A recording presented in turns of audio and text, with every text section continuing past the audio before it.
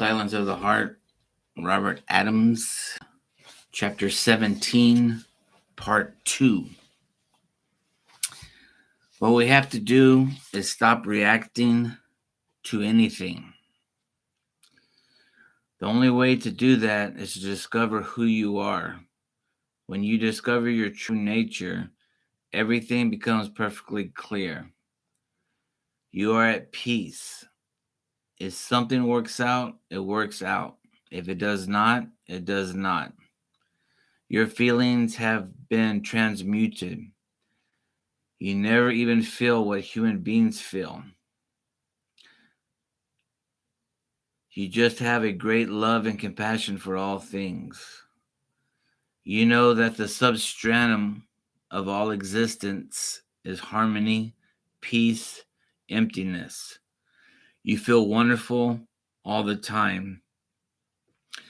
What can disturb you if you are at peace? If you find true peace, what can possibly disturb you? The world comes and goes. One day it is like this, and the next day it is like that. But what does it have to do with you?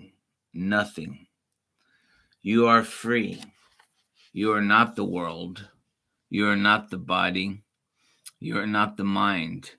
You are total freedom, total joy, total love. You have to awaken to this fact. It's truth. We speak many words and take many actions, but to what avail? Does it matter in the end? We build our life, we earn positions, we father children, and what happens in the end? Poof, it's all gone. Everything disappears. There is nothing. So what is the purpose? People say, I must leave this world better for my children. They are dreaming. The world will never be better or worse. The world is a dream of existence. Like this one day and like that another. But you are not the world. Awaken to this fact. On the bottom of this page it says, Robert, does that imply passivity in the face of injustice? Robert, of course not. I am the first to help out. If you see something vile, you do not ignore it. If you can help, help. The trick is, it does not destroy your inner knowing, your peace, the eternal now. You are not your thoughts. You are not your karmic impressions. You are not your inclinations from past lives. Things appear real as long as you believe in them. If I believe in the devil would appear to me. I would create him myself. If you believe in God, your God will appear to you as Ramakrishna believed in the goddess Kali. Kali became very real to him. He used to dance and sing with Kali. He created Kali. That is why no one else saw Kali but him. That is how we create our lives. Think of the things you fear in your life. You fear becoming sick. You fear poverty. You fear getting divorced or getting fired. You fear getting married. Whatever you fear is a concept created by your own mind. There is no question of should I get married or shouldn't I get married. It does not matter. What matters is how you react to it and expect of it. This is true in every aspect of your life. That is what you have been trained to believe since you were a little kid. Your teachers brainwashed you, your parents brainwashed you, the outside world brainwashed you, and here you are. You are filled with ideas, concepts, emotions, attitudes, and that makes you what you are, miserable. As soon as you wake up, all this disappears. Nothing can ever happen to you of a destructive nature. There's absolutely nothing that can destroy you.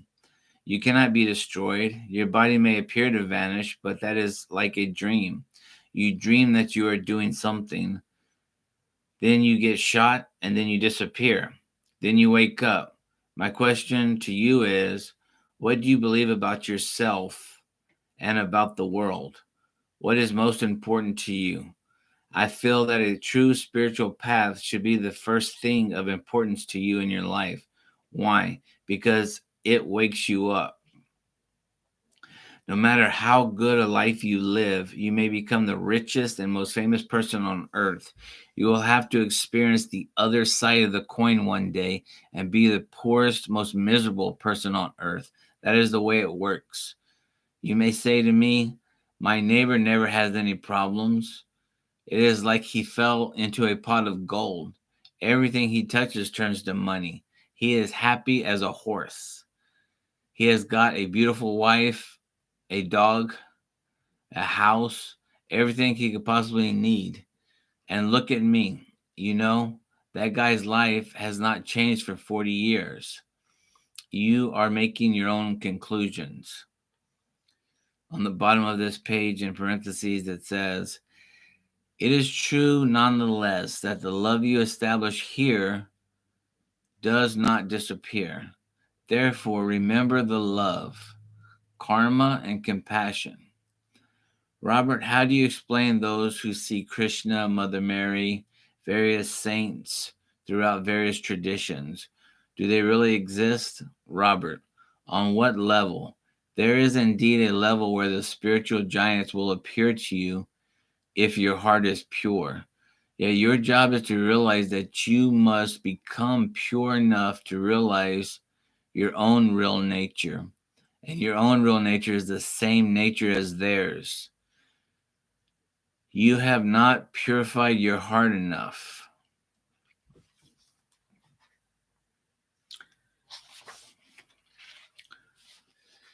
You have no idea what your neighbor is going through. He has maybe earned all of this karmically.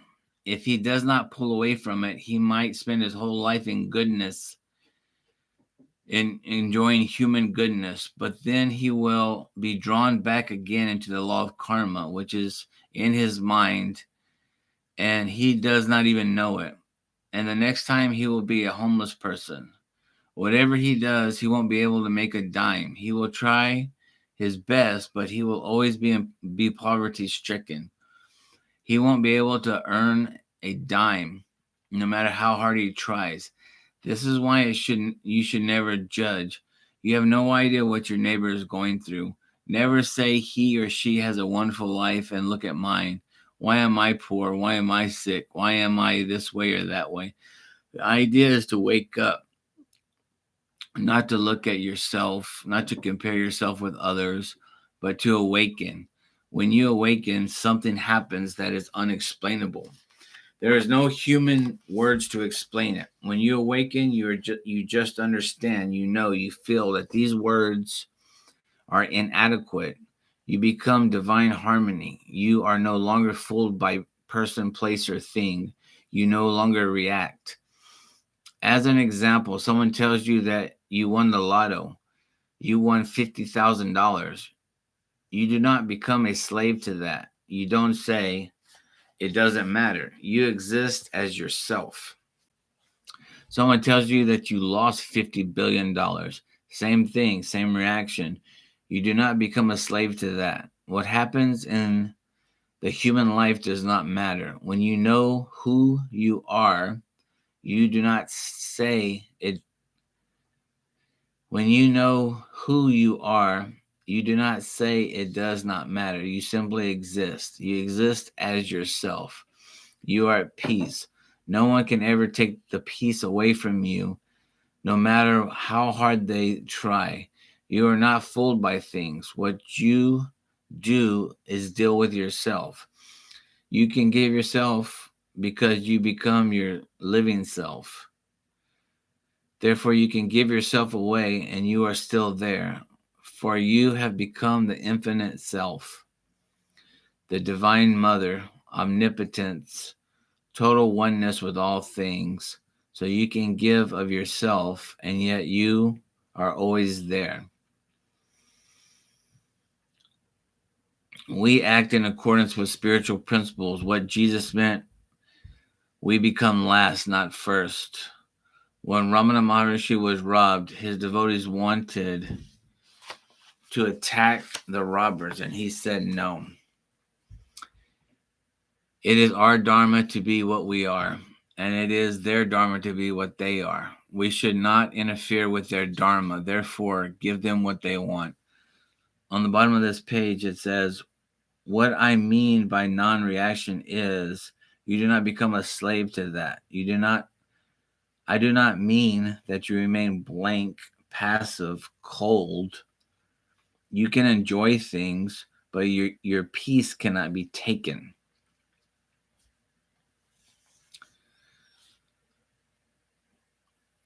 That is very profound. We are spiritual people. The world is not. We act in accordance with spiritual principles.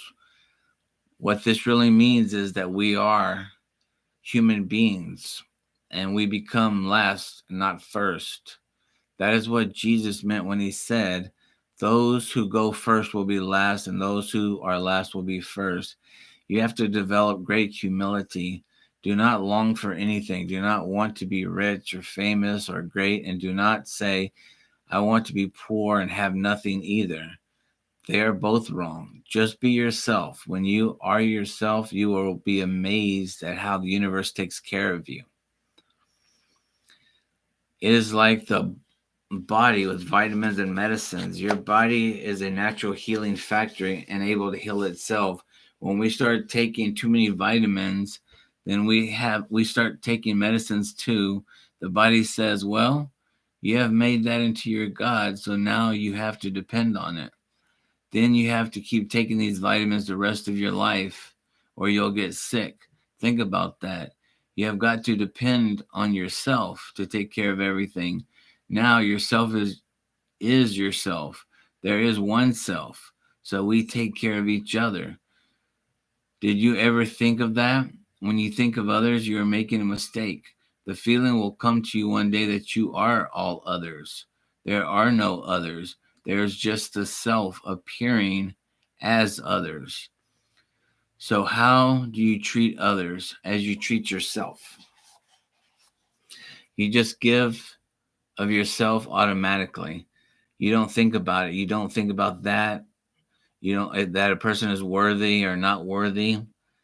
This person is worthy and that person is not. So I am going to help this person and not that person. You give yourself automatically. You do not think about it because everything is yourself.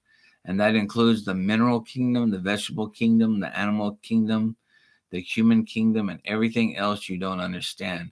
They are part of the one. What you do to the one, you do to everything.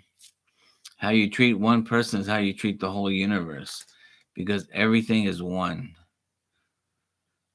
Now, these 4 principles I give you have to do with all these things.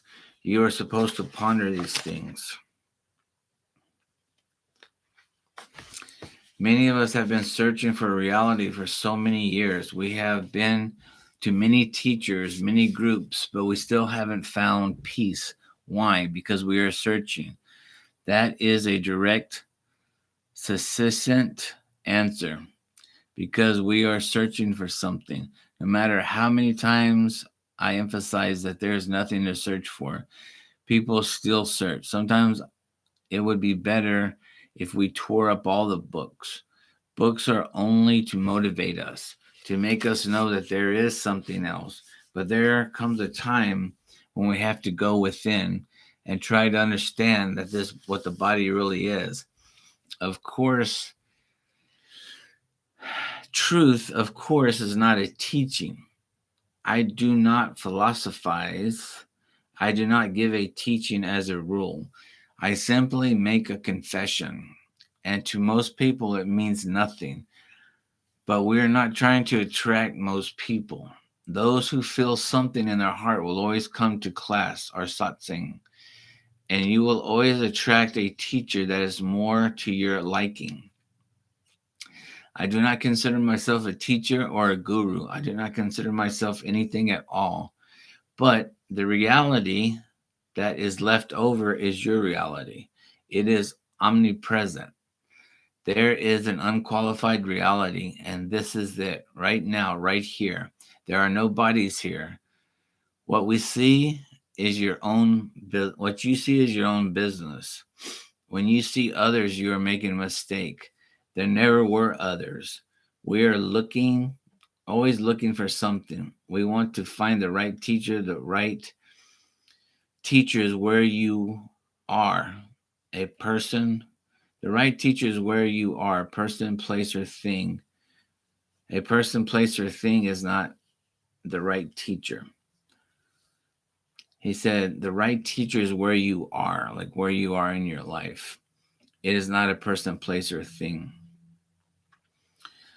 You probably saw the movie Siddhartha, where he found the river and the peace of the forest. Even that is a mistake because he took the river seriously and made too much of the forest. He was the forest, he was the river. What was he seeking in utter foolishness? There is nothing to seek. I get so many calls. People tell me their problems all the time, and I really don't know how to respond. To whom shall I tell my problems? There just are not any problems. There are no problems. You may say to yourself, if he only knew my problems. But if you live in the moment, if you live in the moment, is there a problem right now, this second? There is nothing. No thing is your real nature. A problem begins only when you start thinking about it. But if you learn not to think, where's the problem? So we have an empty mind and then get rid of the mind.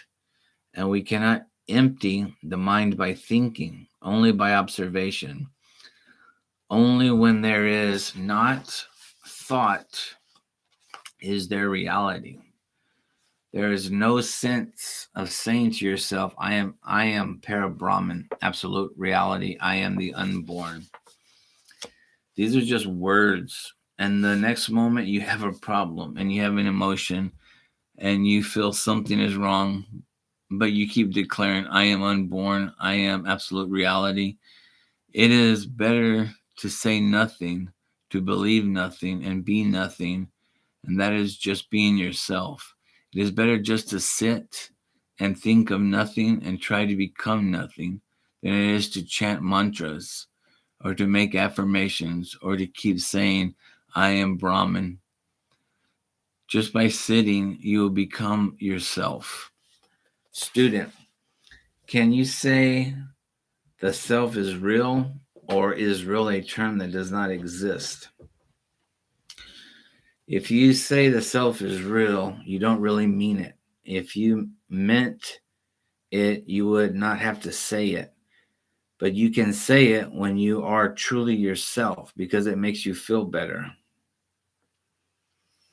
It helps you live. It is better than saying that my world is real or my problems are real. It is better to say the self is real.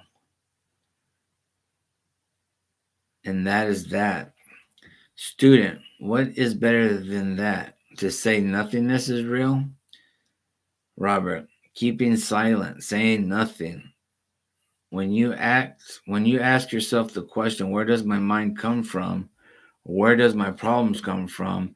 And you keep still, that is real. The emptiness is real. The emptiness is the same as the self. Student, isn't the emptiness the same as the self? Yes, but when you speak, you spoil it to an extent. Student, that is right because the self does not know. Robert, when you say the self is real, that becomes personal. When there is silence, it becomes omnipresent. Silence is always the best policy after you say all those things to yourself. It is in the silence that your problems just dissolve. Try it. It really works. When you keep still after saying a lot of these things, your problems will dissolve by themselves.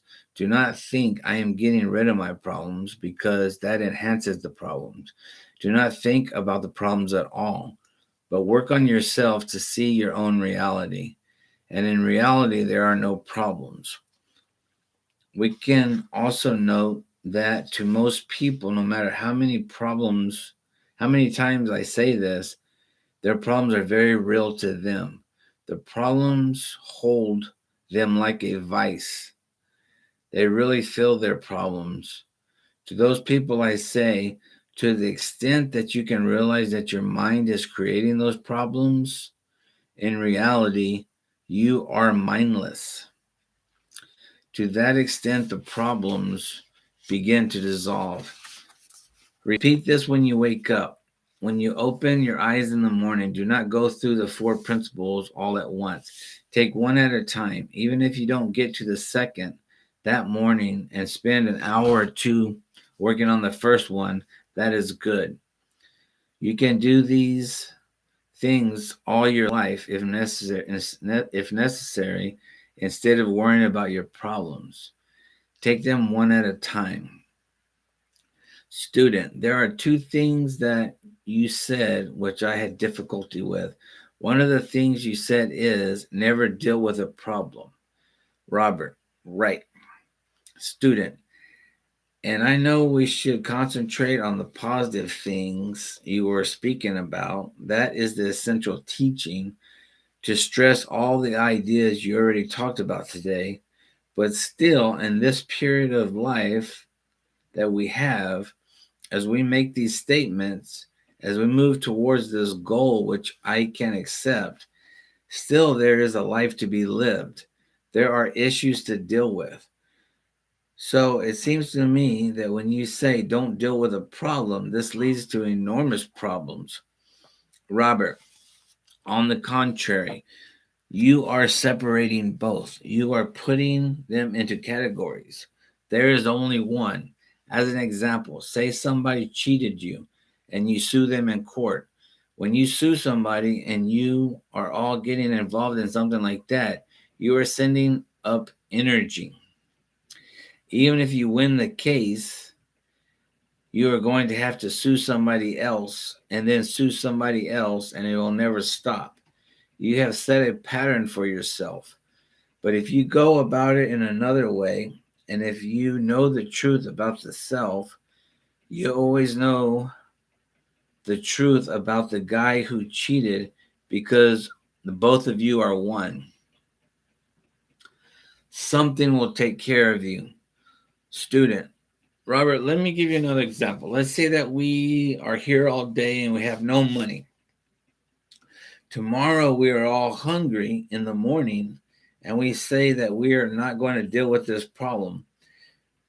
But because of our hunger is so great and it keeps mounting, we really think we can't think of anything else.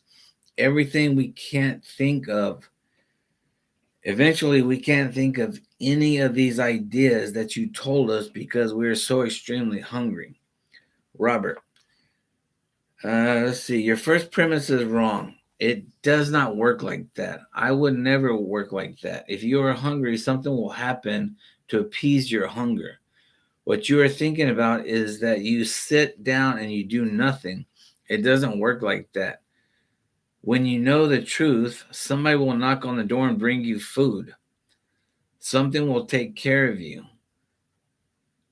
When you came to this earth, everything was predestined. And everything is aware of how to take care of you and what you're going to go through. But it has nothing to do with you. The secret is not to react. Just do what has to be done, and you will do what has to be done. You can't help but do it. Student, I brought up the example a week or two ago about the Holocaust, and remember I said how the attitude of the Jewish people, and especially the rabbis, was that God is living in the Nazis. God has manifested himself through Auschwitz and the others. And so we must go along with this. Would you say that is the attitude the Jewish people should have had? Robert, on the contrary, because that is an attitude. I'm not talking about attitudes. I am talking about realization. Reading the Bible and making quotations is one thing. Being a living embodiment of the truth is another thing. There is a difference in knowing the truth and just letting yourself be walked on. This does not mean you become a rug for somebody to step on. You become a doormat for no one. You are abiding in the self. When you abide in the self, everything will be okay. You are not a coward. You are not running from anything. You are abiding in the self. When you abide in the self, if you have to pick up a sword and fight, you will. If you have to run, you will. But you will do what you have to do. But it has nothing to do with you. It is different than you think. Student, then you are saying to deal with the problem? Robert, on the contrary, if you become the truth, the problem will take care of itself. Student, yes, but you are speaking of a state in which you are aspiring, and I believe that would happen, but we are not in that state. We are not fully in that state because we cannot fully grasp it and manifest it. Robert, if you take it personally and you work on yourself, as I said, you will do what is right and you will not be passive. Student, theoretically, it all makes sense. In actual practice is where I get confused. Robert, if it makes sense, it would not be the truth. Student, so you did not exactly say don't deal with the problem.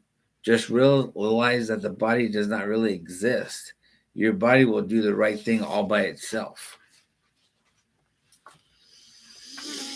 Robert, as long as you're aware that it is nothing to do with you, you are not the body, you are not the mind, you are not the situation, you are free from it.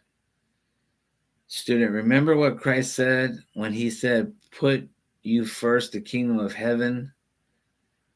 Put you first the kingdom of heaven and all the rest will be added unto you. Isn't that something like you're saying? Robert, that's right. Student, I have no argument with these concepts, the idea, the goal, and the abstract reality. I am talking about the interim period that we live in our daily lives during the day. That is why I bring up these problems and the food as an example of what we have to deal with every moment. Robert, your body and your mind are motivated by karma. The law of karma takes care of them. But you are not your body. If you are aware that you are not your body, the right action will arise. Student, you mean you can be aware that you are not your body, yet your body will go out and get food? Exactly. Student, but you would know that you are not the doer if you are aware. But you would know that you are not the doer if you are aware. Those are key words. If you are aware that you are not the body, then I grant you that. But there are these degrees of awareness, and if you are not in that particular state, you might render to Caesar what is Caesar's. Don't say it is not me doing this, but ask whom does it come? Robert, in reality, there are no degrees. You either are or you aren't. If you think that you are, then you have to fetch it for yourself. If you think that you are, you will think about these things and then you will go and do something, but you won't be doing it. It will do it itself. See, when you say it is not me doing it, you believe that you are the one, you are the body. When you don't say it's not me doing it, you ask the question, to whom does this come? There's a difference. It keeps the me out of it completely. Student, what kind of answer can one expect when one asks, who is it for? No answer. Student, so therefore the action would be non-personal. You are on God's team and you are well taken care of. Exactly. If there is an answer, it is the wrong answer. See, all these years we have been dealing with a finite mind. We are our own intellectual processes. We are preconceived ideas. We are concepts. But I am saying we have to transcend those, to use a new part of us that we have never used before, and that is the self. So when you abide in the self, everything will be okay. Everything will work out. It has nothing to do with being passive or being violent or anything else. It is completely new ball game. You are on God's team and you are well taken care of. But it is different. There are no words to explain it. Student, you have to go inside and understand this. Yes, you have to have a deep understanding, a deep knowledge that all is well and everything is unfolding as it should. Student, that's what I was going to say. Robert was telling us before about not being the doer. The realization that you are not the doer is what Christ is talking about. That is, you dwell on the self, on self realization, and your body will continue to do whatever is necessary karmically. But your realization that you are not the body and you are not the doer does not mean that it doesn't get done. Well, now we are getting down to the nitty gritty. Then what you are suggesting is this. Let's talk about tomorrow morning. My body or my mind says go out and try to find some money to get breakfast.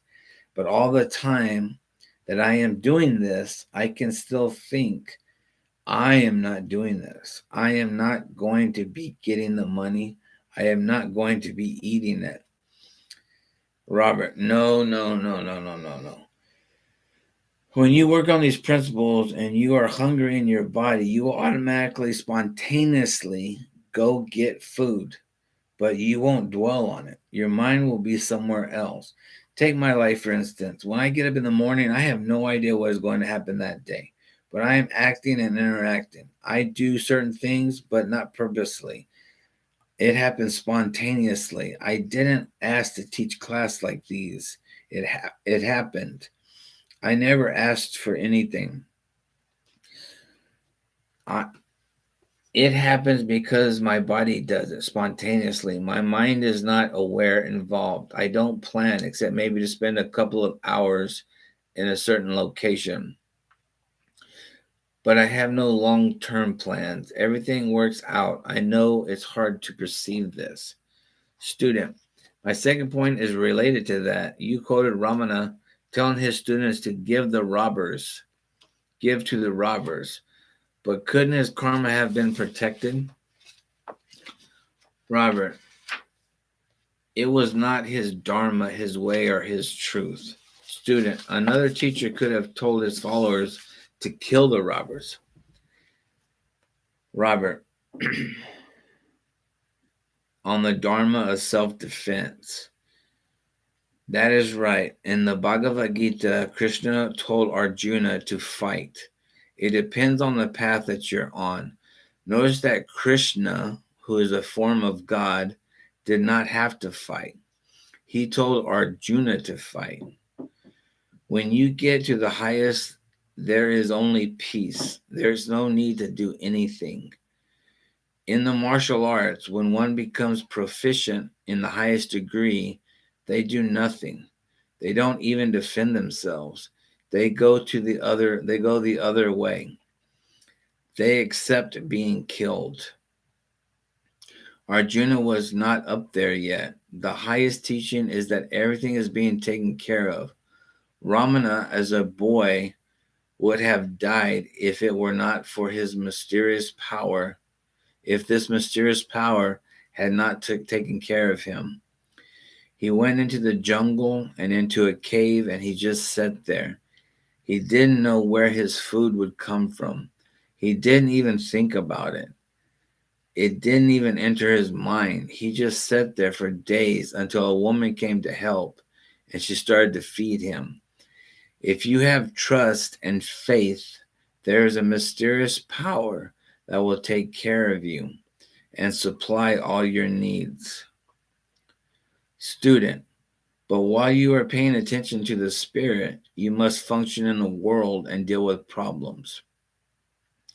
Robert, you are speaking from your own point of view. You are speaking of appearances. This is how you see it now, but it is not like that. Student, I first came because someone said it would be a good thing to do. It just happened. I didn't go to him asking for a place to meet a teacher. Yet each week I have to consciously arrange to come here. Both energies exist on the same plane simultaneously. Robert, no, this plane you speak of does not exist. As long as you believe it does, because you are creating it with your mind. You give it all the power it has.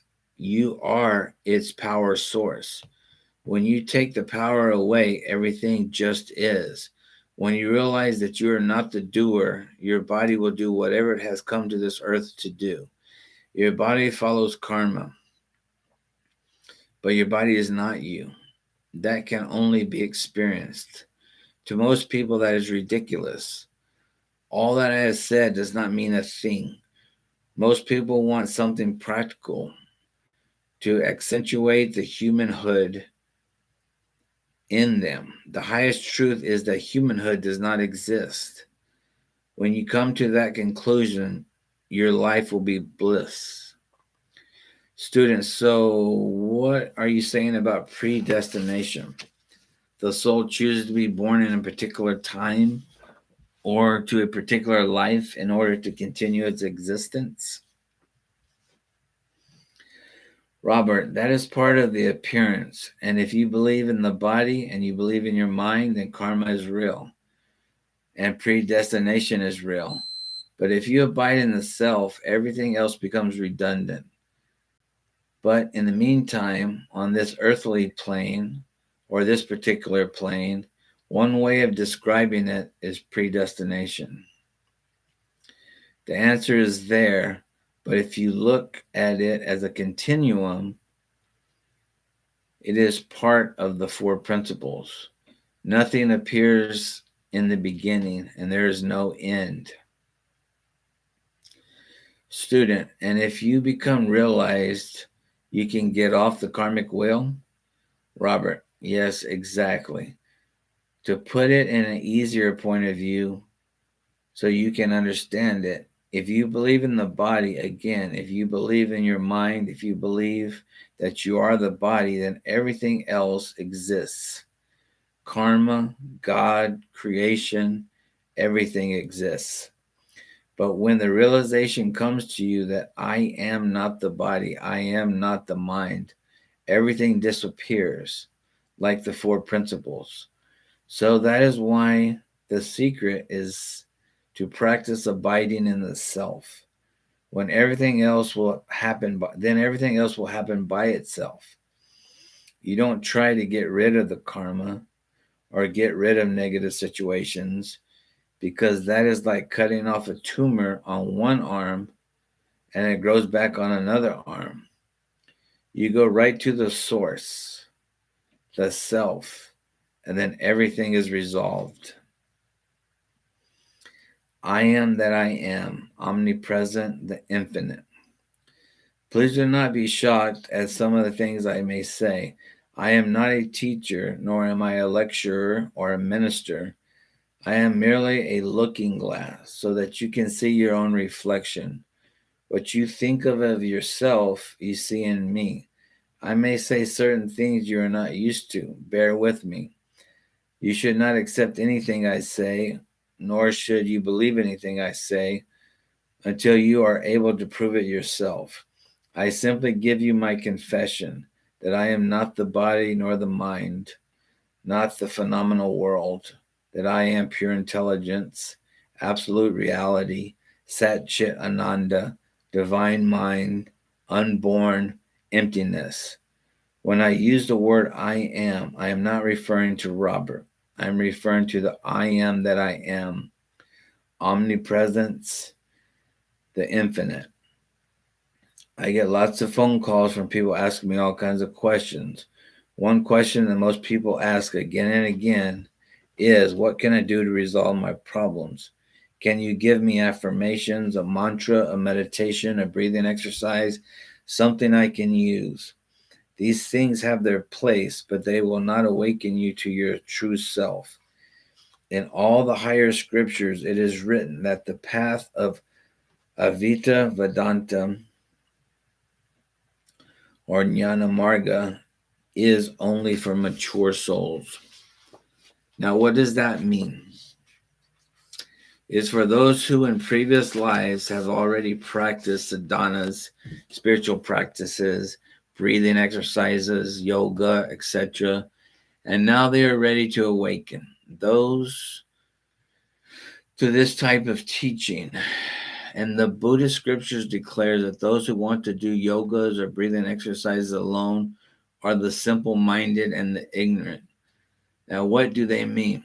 They don't mean to insult you, but they're referring to shoots, those who attach themselves to the world, those who believe the world is real and who feel the pull of the world.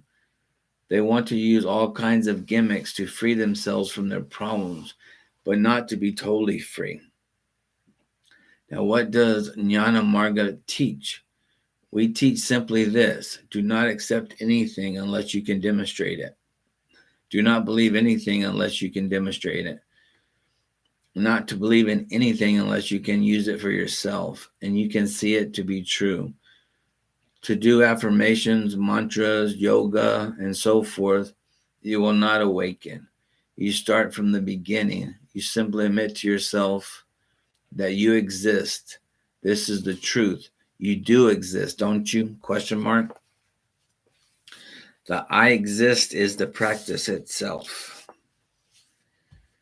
So you say to yourself, I exist. I know that for sure. I exist. I exist.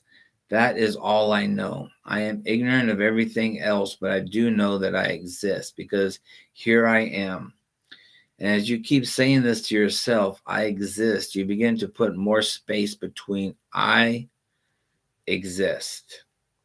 I exist. If you're doing this correctly, you will soon find that I and exist are two separate words. In other words, you will come to the conclusion that you exist as I. You never answer. It will come to you of its own accord. When you sleep and you awake and you say, I slept. When you dream, you say, I dream. And when you are awake, of course, you say, I am awake. But that I is always there. You start to inquire within yourself, what is this I that exists when I am asleep, when I am awake, and when I dream? Who is this I? And now the inquiry starts. Where does this I come from? From whence cometh the I? Where does the I come from? Or who am I? And you wait a little while, and then you repeat that question again. Where does the I come from? While you are doing that, you follow the I deep, deep, deep within. You keep following the I. You go deeper and deeper into the I. Where does this I come from? Who is this I? Whatever answer comes to you is the wrong answer. Do not accept it, but do not deny it. You simply put it aside and continue with the self-inquiring. Who am I? And you wait, and you ask again, who am I? It is not a mantra. Where did the I come from? How did it get here? Who gave it birth? What is the source of I? You continue to abide in the I. As you continue the process, someday something will happen. To some people, it comes like an explosion within where all your thoughts are wiped away. For you see, I is the first pronoun. And every thought that you have in the world is attached to this I. It is secondary. Think about that. Whatever you have to say about yourself, it has an I in it. Everything in the world is about yourself. I am going to the movies. I am going bowling.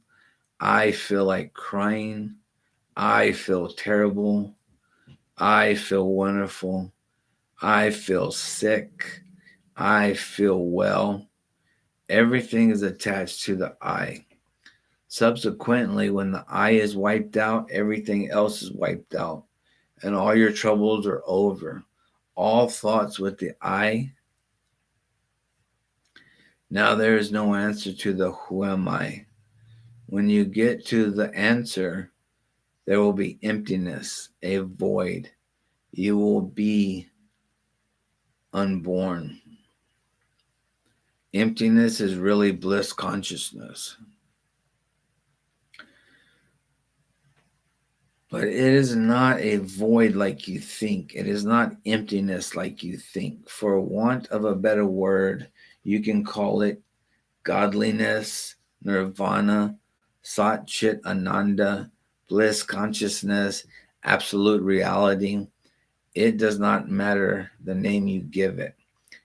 You will not, you will become that, and there will be no explanation. You will just become that, and you will feel a profound peace that you have never felt before. You will feel a bliss that is unqualified. You will try to explain it to yourself and to your friends, but you cannot. For the infinite cannot comprehend the infinite. The finite cannot comprehend the infinite. There are no words. That is the method you use, self inquiry. You follow the I thought back to its source. How long does it take? It depends on yourself. How sincere are you? What else you are doing with your life? If you are using this like you do everything else, for instance, if you say, well, today I'm going to practice bowling, then I'm going to go to watch TV, and then tomorrow I will do the same thing. Of course, what is going to happen in a case like that? Very little. But if you put your energy into it and you practice every chance you get and you put this first in your life, you will see amazing results. Amazing results, but you have to put it first in your life. Think right now, what is first in your life? Don't tell me, just think about it. What comes first in your life? Can you take it with you when you die?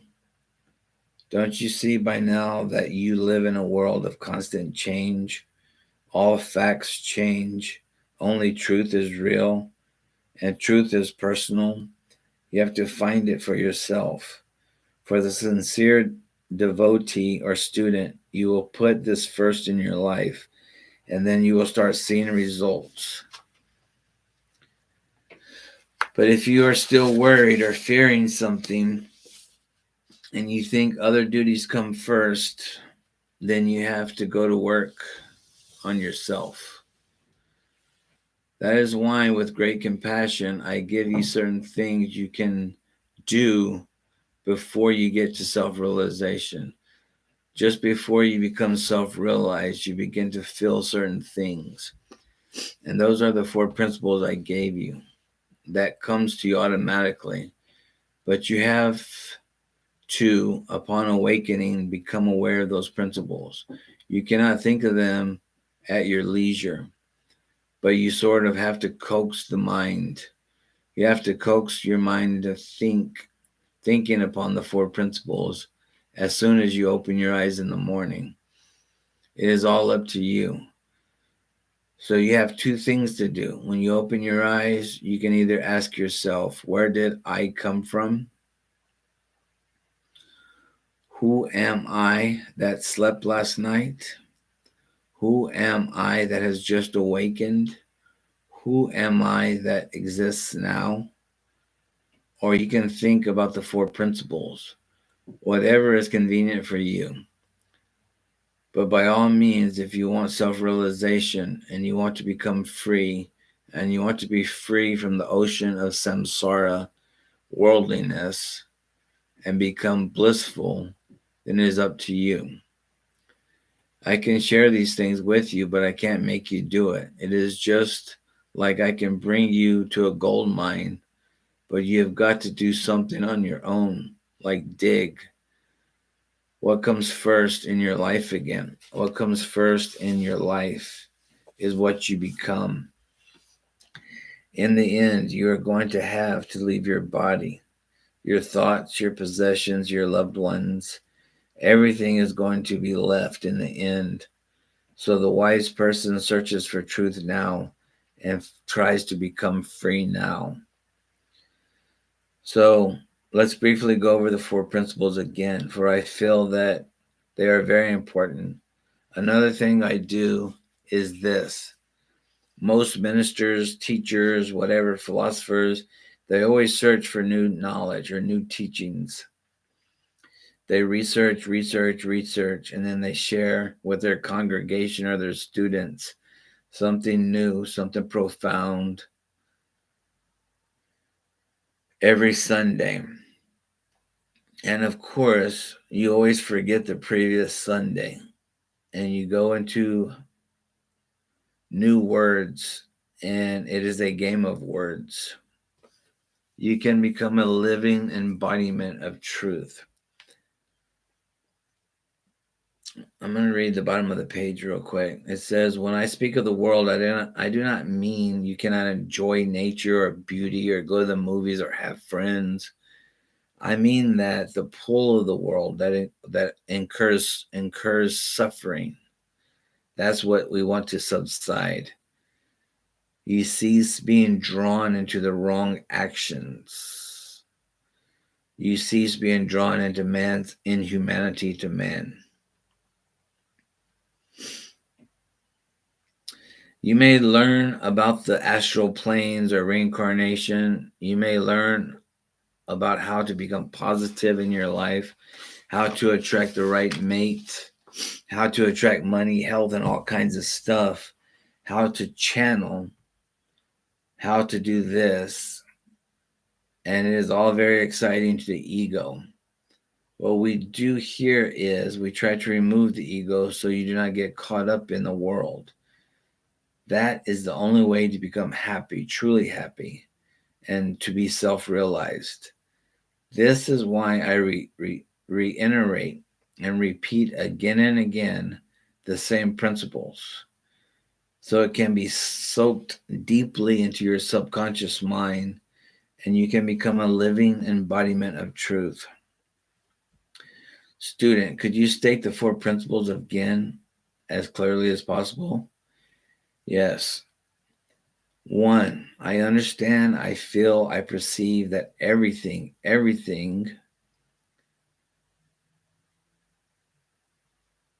emphasize the second everything is a manifestation of my mind. 2, I feel and understand deeply that I am unborn. I do not prevail against anything, and I do not disappear. 3, I feel and understand the egolessness of everything by what it is not, and that is it. Student, what if we don't feel that? What should we say or what should we do? Robert, say it when you wake up. It starts something going. Your morning confession upon opening your eyes. Student, during the day, should we say it? Robert, make it a little different. Think that everything is a projection of your mind. In the morning, it's good to say, I perceive, I understand. When you open your eyes, you are not awake yet, and you are your real self. Therefore, you are confessing to yourself your real nature. It goes deep into your subconscious mind as a new idea. Student, should we be asking all these questions? Robert,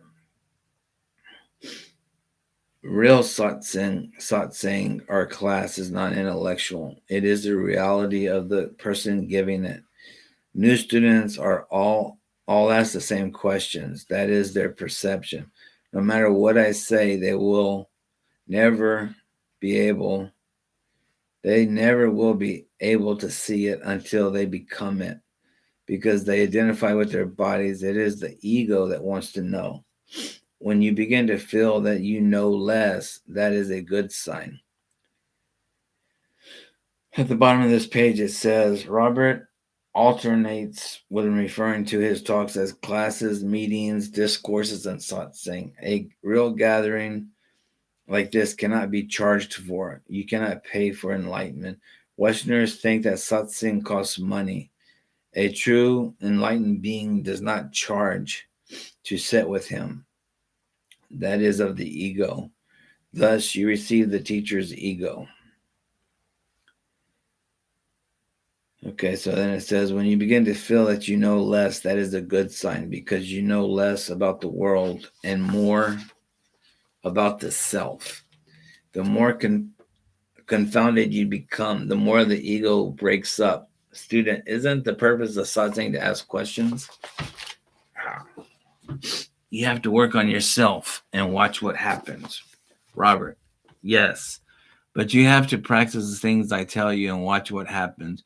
When you leave it here, you have to go to work on yourself, and you just get caught up in the world until the next meeting.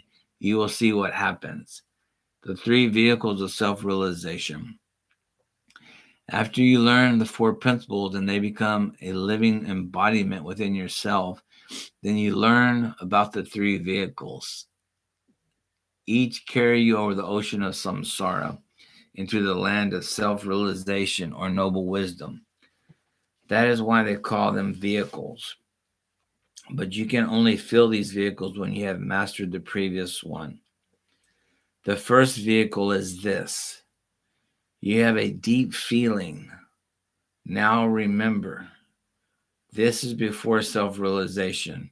Afterwards, it does not matter what you do.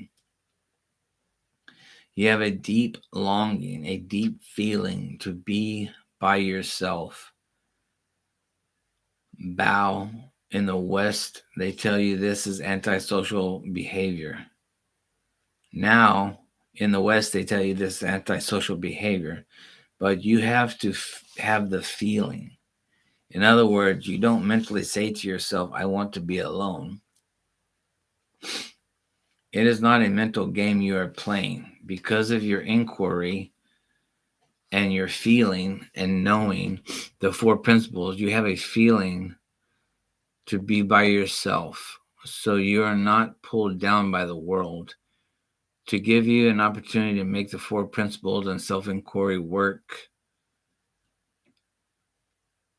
So you enjoy being alone. You want to be by yourself. You look for times that you can be by yourself so you can work on the self. And that becomes a total joy for you.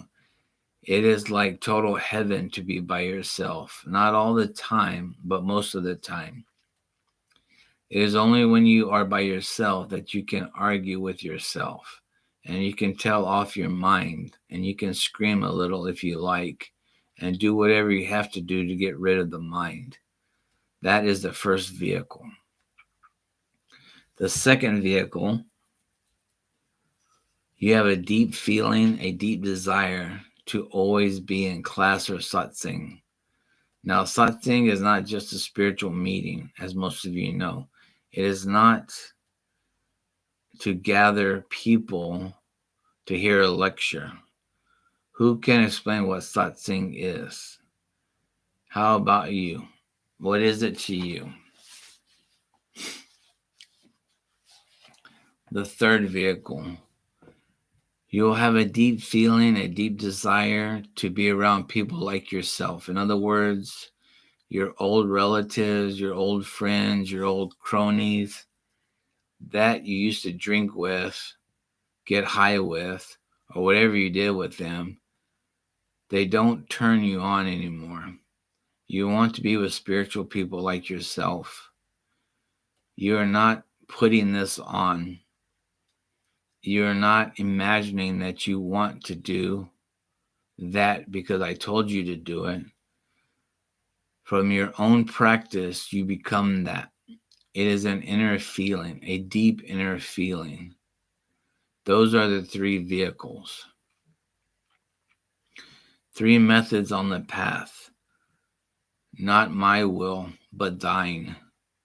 There are three methods to use to help us on the path so we can realize what we're talking about here. Number one is self-surrender, where we surrender completely to God or to yourself. But that is hard to do for most people. It sounds easy, but it is not. It means that you have no life of your own. You surrender completely and totally everything to God, totally. Every part of your life goes to God. Not my will, but thine. Devotion. That is devotion. That is bhakti. Again, it sounds easy to some people, but it is not. When you get into it, because it means every decision that you have to make is left up to God. You give your mind to God totally, completely, absolutely, and that leads to self-realization. Mindful sitting meditation. Number two is mindfulness, which we were talking about. Becoming the witness, watching yourself continuously, watching your thoughts, watching your actions, sitting in meditation, and watching what is going on in your mind, not trying to change anything or correct anything, just observing, becoming the witness to your thoughts in meditation and to your actions in the waking state. Self-inquiry. And number three is the one that I advocate, self-inquiry, asking yourself, to whom do these troubles come? To whom does this karma come? To whom does this suffering come? It comes to me. Well, what is me? I am me. Who am I? From where did this I come from? Then following the I back to its source. Working on yourself if you want to become free. You can use any of those three methods, any one that suits you the best, but by all means do something. Don't waste your life with frivolities. Work on yourself if you want to become free. It does not mean you have to give up going to the movies or going to work or anything. You don't give anything up. You just become aware of what you are. You become conscious. You stop watching out for number one. You become conscious of your actions. You become loving compassion, gentle to all people. You stop watching out for number one first. Most of us say number one, I am number one. Forget it. That is how you suffer. That is your ego. It is hard to understand when you give up your ego how you can have a better life, but you do. Just try it and you will see. When you stop thinking about yourself and you start thinking on yourself, yourself becomes omnipresent. That means you are thinking of everyone else as yourself. So if any human being suffers, you suffer too. In a way, we differ from Buddhism, not much but a little, because the Bodhisattva says he will not be realized until everyone else is realized. But then they have a higher Bodhisattva called an Arahat. It is like the Avathood of Hinduism, who becomes self-realized by himself because he understands that his or her self is the self of all. And that is what we accept. In other words, if you want to help your fellow man, if you want to make this world a better place in which to live, find yourself first, and everything else will take care of itself.